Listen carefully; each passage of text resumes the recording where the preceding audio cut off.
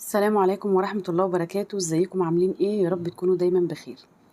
لو عندك لبن قطع كده زي حالاتي تعالي هنعمل بيها احلى واجمل قرص فلاحي. اوعي ترمي اللبن القاطع، حاجة كده وهم ريحة وطعم ولون، حاجة بجد تجنن. تظبط الدماغ كده مع كوباية شاي بلبن، بجد طعمها وريحتها يجننوا. قلبها ابيض زي الفل زي ما انتوا شايفين كده، طرية وجميلة جدا، وبجد طعمها في منتهى الجمال. يلا بينا كده نشوف احنا عملنا ايه. بصوا، انا كنت جايبه نص كيلو لبن وغليته، لقيته قطع معايا بالشكل اللي انتوا شايفينه ده كده. واحنا شغالين هقولك لو ما عندكيش اللبن القاطع دوت ممكن تعملي ايه. طبعا اللبن كده خلاص راب معايا، طبعا مش هرميه على طول. رحت قمت جبت كده نص كوبايه من الميه تكون دافيه، حطيت عليها معلقتين كبار من السكر ومعلقه مش مليانه قوي من الخميره، لاني انا هستخدم نص كيلو بس من الدقيق، هو اللي كان متوفر عندي. فانا هقول لك دلوقتي على مقادير كيلو الدقيق، يعني ملكوش دعوه بالمقادير اللي انا بحطها. المقادير اللي انا هقولها دي بتاعت كيلو دقيق. هنحط 4 معالق كبار من السكر، سكر حبيبات عادي، على نص كوبايه ميه دافيه، ومعلقه كبيره من الخميره الفوريه. تمام كده، هنركنها بقى كده على جنب عشان نعمل تيست للخميره بتاعتنا.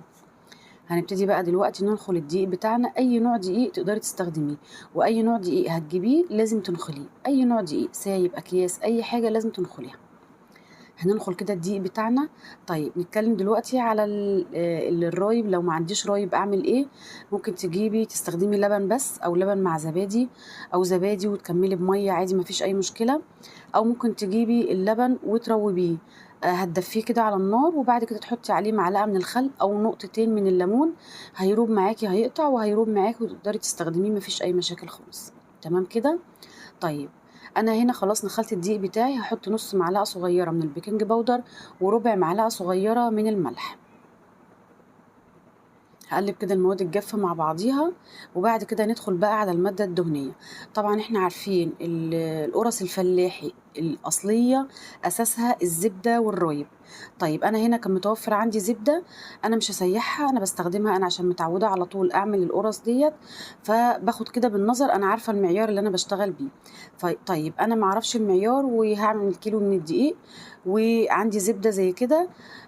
طبعا انت عشان اول مره تعمليها، لو اول مره تعمليها يبقى هتحطي كوبايه على كيلو الدقيق، هتسيحيها وتحطي كوبايه، بس ما تكونش سخنه قوي، خليها بدرجه حراره المطبخ. تمام. طيب انا ما عنديش زبده خالص، ممكن تستخدمي سمنه نباتي عادي خالص، ما فيش اي مشاكل. طيب ممكن استخدم سمنه على زيت؟ لا، استبعدي الزيت تماما في القرص الفلاحي، هتنشف معاكي القرص ومش هتبقى ظريفه خالص. طيب انا كده حطيت الزبده بتاعتي وابتديت ان انا ابس كده في الدقيق مع الزبده لحد ما بقى عامل عندي كده زي حبيبات الرمل زي ما انتوا شايفينها كده. اتاكد ان كل الدقيق دخل معاه، دخل كده في السمنه او في الزبده بتاعتي. تمام كده. دلوقتي بقى خلاص الخميره بتاعتي اهي اتفعلت، هبتدي احطها، وهجيب بقى كده الرايب بتاعي وهحط كده في الكوبايه، واحط شويه بشويه. خلي بالكم علشان في دقيق ما بياخدش سوائل كتير، يعني انا بالنسبه لي الدقيق اللي انا كنت جايباه خد معايا نص كوبايه بس من الرايب، او حوالي كده كوبايه الا ربع من الرايب. بحط شويه بشويه وببتدي اعجن. ما تحطيش مره واحده، حبه بحبه كده واعجني لحد الدقيق ما يختفي. احنا عايزين تبقى العجينه طريه كده تحت ايدينا، بس مش بتلزق في الايد خالص. اول ما تلاقي العجينه كده لمت من الطبق ومن ايديكي، مفيش عجين في ايديكي خالص، كده تبقى العجينه تمام.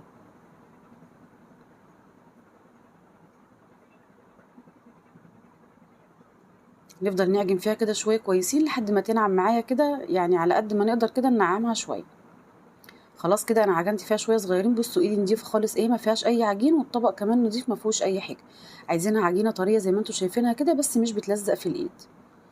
هغطيها بقى واحطها في مكان دافي تخمر. هتقعد حوالي كده في الحر ده، يعني مش هتكمل نص ساعه ان شاء الله وتكون اختمرت معانا. في ناس كتيرة بتسأل على مدة التخمير، على حسب حرارة الجو يا جماعة. يعني أنا بالنسبة لي خدت تلت ساعة واختمرت، الجو حر جدا عندي فاختمرت في تلت ساعة. ممكن تقعد عندك نص ساعة، ممكن تقعد ساعة إلا ربع، على حسب حرارة الجو.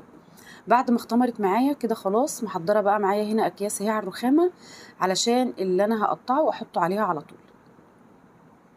ابتدي بقى اقطع بالحجم اللي يريحك. اهم حاجه ان وانا بقطع افردها كده كويس، علشان ملمس القرص من فوق ما يكونش خشن، يكون ناعم معايا. يعني هبططها كده في ايدي الاول زي ما انتم شايفين كده اهي، وبعد كده بقفلها كده لجوه كمان لاني بدخل فيها الهواء علشان ما تبقاش مكتومه معايا من جوه. طيب الحجم ايه؟ الحجم اللي يريحك، الحجم اللي يريحك. يعني انا قطعتها كده حوالي يعني بحجم البيضه. انت بقى عايزه القرص صغيره عايزاها كبيره، اعملي الحجم اللي يريحك.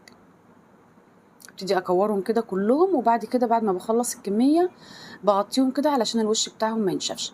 هسيبهم بس حوالي 5 دقايق كده يرتاحوا شويه، وبعد كده هبتدي على طول باول واحده انا عملتها.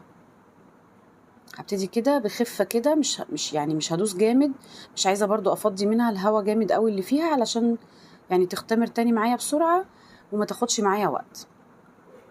كده لا الحجم لسه، هبططها كمان شويه.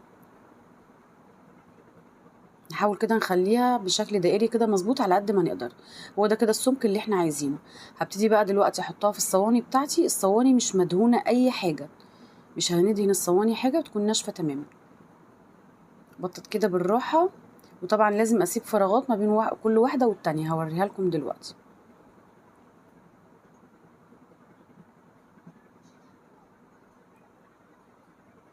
العجينه معايا طريه جدا وزي الملبن، وبتتفرد معايا بكل سهوله علشان احنا خادمينها كويس. تمام كده اهي. انا رصيت كده ايه في الصينيه، هوريها لكم دلوقتي اهي. وبسيب كده مسافه شويه ما بين كل واحده والتانية. طبعا هسيبهم بقى حوالي 10 دقايق كده لحد ما حجمهم يزيد زي ما انتم شايفين كده. عايزه يدخل لها هوا تاني. هشغل بقى الفرن من تحت بس، واحطها على الشبكه في النص على درجه حراره 200. اشغل الفرن من تحت بس، هي هتاخد لون من تحت ومن فوق لوحديها. لو ما خدتش لون معاكي من فوق هتشغلي عليها الشوايه يعني ثواني بس، وهتلاقيها على طول خدت معاكي لون. بصوا جميلة جدا ومتحنية كده من فوق ومن تحت. احنا بنقول عليها متحنية، يعني واخدة لون موحد من فوق ومن تحت. ريحتها كانت قلبة الدنيا. بصوا هقسم لكم واحدة قد ايه طرية وجميلة جدا وقلبها ابيض زي القطن. بجد حلوة قوي قوي قوي قوي. لو عندك لبن قطع منك على طول اوعي ترميه، واي كميه دقيق عندك استخدميها على طول. انا قلت لكم المقادير، تقدروا تضاعفوا الكميه بالمقادير بتاعتها او تقللوا زي ما انتوا عايزين. بالنسبه لطريقه التخزين، بعد ما بتبرد خالص، بعد ما القرص بتبرد خالص، بتحطيها في اكياس يعني بتتعاملي معاها معامله العيش بالظبط، وبتحطيها في الفريزر. بعد ما يعني قبل الاستخدام ب10 دقايق بتطلعيها، بتفك او بتحطيها في الفرن او في اي حاجه كده لوحديها، بتلاقيها يعني رجعت طريه اكنك لسه بالظبط مطلعاها من الفرن. يا رب تكون الوصفه عجبتكم، ويا رب تكونوا قدرت اوصل لكم المعلومه. واشوفكم على خير في فيديو جديد ان شاء الله، والسلام عليكم ورحمه الله وبركاته.